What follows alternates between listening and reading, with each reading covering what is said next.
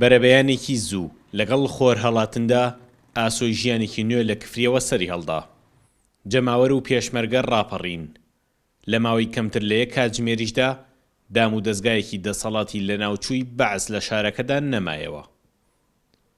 پێشمەرگە و جەماوەری ڕاپەڕیوی کفری تێکەڵ بوون و موژدەی سەرکەوتنی ڕاپەڕینیان بڵاو کردەوە. ڕاپەڕین لە کفری سەری گرت و هیچ قوربانیەکی لێ نەکەوتەوە.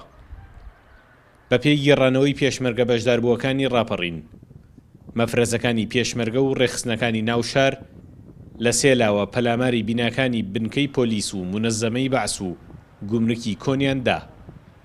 لەگەڵ یەکەم تەقەی ڕاپەڕینیشدا بێبەرەنگاری کۆنتڕۆڵی هەر سێ شوێنەکە کراوە و تەواوی شاریش ئازاد کرا. 28 ساڵ بەسەر ڕاپەڕیندا تێپەڕیوە.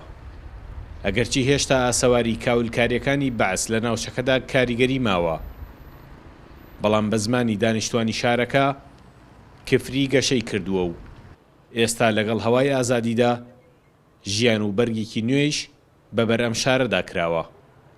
سامان کەریم کورد چاد نیوز، کفری.